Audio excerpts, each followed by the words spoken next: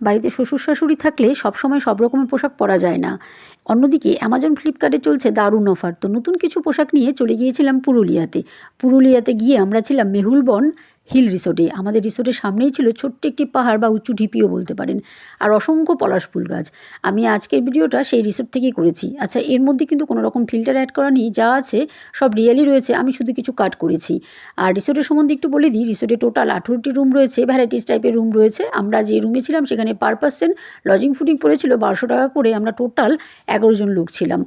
আর এখানকার স্টাফরা খুব ভালো, যেরকম বলেছি সেরকমই করে দিয়েছে, আর ক্লিন ছিল। আমার তো ভালো লেগেছে, আপনারা চাইলে আসতেই পারেন। আমাদের রুমের পাশেই ছিল একটি পলাশ ফুল গাছ, আমি বেলকনি থেকে হাত দিয়ে পলাশ ফুল পেরেছি। আর এই রিসোর্টের ছাদ থেকে বরন্তী লেকটা কিন্তু দেখা যায়। আমার মোবাইলটা খুব একটা ভালো না, তবু যতটুকু সম্ভব আমি দেখানোর চেষ্টা করছি। এই যে বরন্তী লেকটা, আর একটু পরে আমরা লেকের কাছে যাব, সেখান থেকেই দেখাবো। রিসোর্টের ভেতরে কার পার্কিংয়ের সমস্ত রকমের ব্যবস্থা রয়েছে। এখান থেকে বরন্তী লেকটা মোটামুটি 10 মিনিট পায়ে হাঁটার রাস্তা।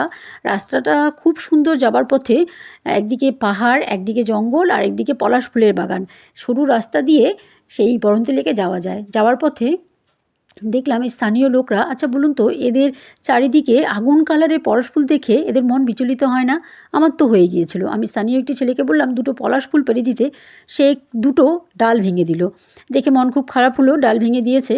কিন্তু সেই ফুলগুলো দিয়ে মালা গেঁথে পরে সবাই পরে সেটা আমরা চলে গেলাম বরন্তী লেকের পাশে। বরন্তী লেকের পাশের ভিউটা এত সুন্দর, নিজে চোখে না দেখলে বিশ্বাস করা যায় না। সত্যি খুব সুন্দর, বিশেষ করে সূর্যাস্তের সময়টা। বরন্তী লেক ছাড়াও আমরা আরও অনেক জায়গায় গিয়েছি, কিন্তু সব জায়গার ভিডিও আপলোড করা আমার পক্ষে সম্ভব হলো না, কারণ এত বড় ভিডিও এর আগে আমি কখনো ভয়েস ওভার দিইনি। এই ফার্স্ট টাইম দিলাম। কেমন হলো আমাকে জানাবেন।